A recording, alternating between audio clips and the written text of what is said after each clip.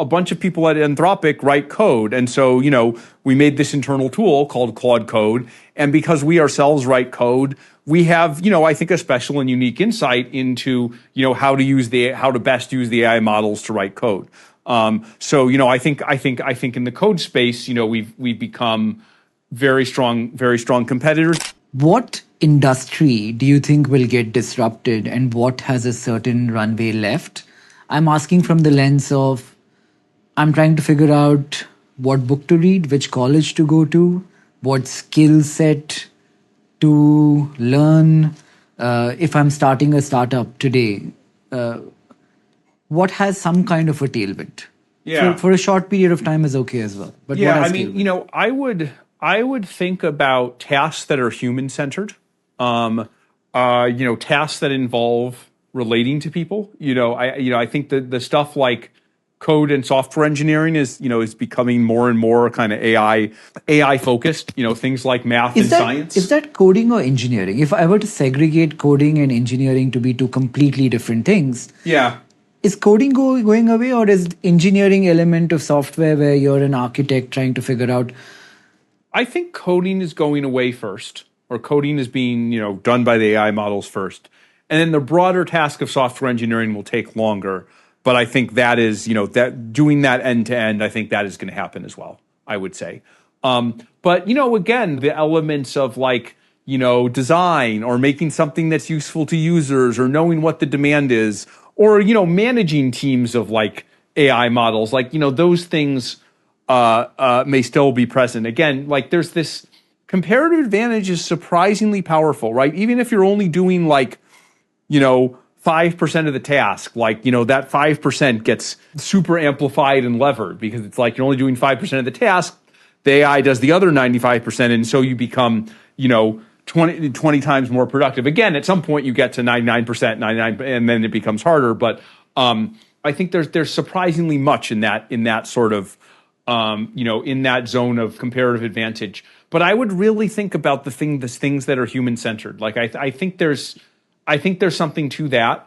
I think there's something to kind of the physical world or things that mix together human centered, the physical world, one of those two, and analytical skills that somehow tie them together, similar to the radiologist example I gave.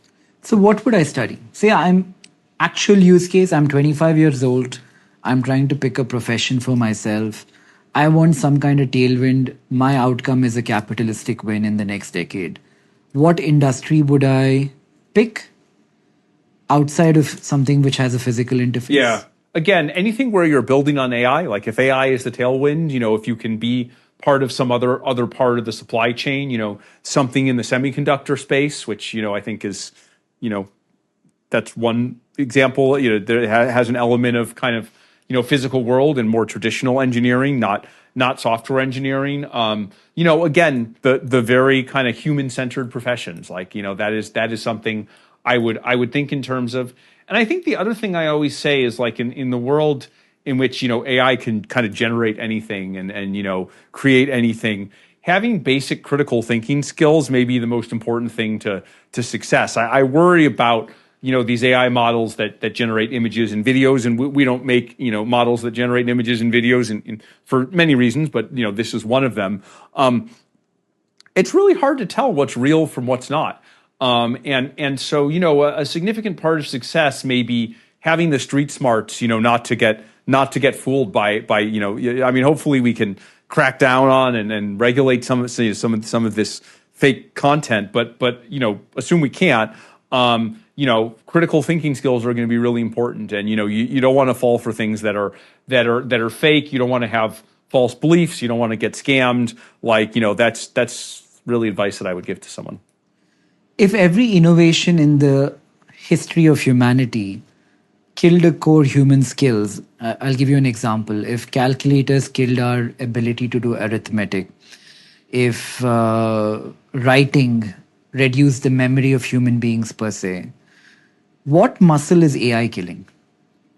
So, first of all, I'm not so sure. I still do math in my head quite a lot. I still find it useful to do math in my head, even without a calculator, just because it's it's more integrated into my thought processes, right? I might want to say, oh yeah, if like each user paid this amount, then then the revenue would be that. I want to be able to close that loop in my head without having to, to give the answer to a calculator. So I think a lot of these skills are still pretty relevant. But I would say that if you don't use things carefully, that you can lose important skills. And I think we started to see it with students where it's like they have the AI like write the essay for it. It's basically just cheating on homework. So we shouldn't do that. We did some studies around code and showed that depending on how you use the model, we can see de-skilling in terms of writing code, right? There are different ways to use the model, and some of them don't cause de-skilling, and some of them do. But definitely, if folks are not thoughtful in how they use things, then de-skilling absolutely can happen. Do you think humans will become stupider as a race in the next decade? Because if we are, in a way, exporting thinking and cognition to systems. Yeah, I think if we deploy, again, it's the machines of loving grace and adolescence of technology. I think if we deploy AI in the wrong way, if we deploy it carelessly, then yes, people could become stupider. Even if an AI is always going to be better than you at something, you can still learn that thing, right? You can still enrich yourself intellectually. And so that's a choice we have to make as individual companies, as individual people, and as a society overall. When I tried to use Claude Code for the first time, I did struggle to get it to work. It was for somebody who's very stupid and has no coding or programming knowledge. It's not very, very easy. I think there's a learning curve. I heard someone say it well. It's like even prompt engineering is like playing a piano. You can't sit and start playing it. To my audience, I think it becomes increasingly relevant where to learn how to set context, how to prompt, how to use Claude Code better for somebody like me who comes with zero knowledge. Can you recommend how one does that? Yeah, I mean, first of all, I would say, we're trying increasingly to kind of like make that learning curve easier. So like one of the things that caused us to release Claude Cowork, which is basically Claude Code for non-coders, is, oh man, like we were noticing a bunch of non-technical people who really wanted to use Claude Code and were struggling through the command line terminal to do that, which, it's like coders use the command line terminal all the time, but like non-coders, it's just kind of like makes things unnecessarily complicated. So, Cowork was designed to be more of a, the kind of, it was powered by the Claude Code engine on the back, but, the idea was to kind of make it, more like user friendly and like easier to use. So, we're definitely trying to introduce interfaces that kind of make it easier.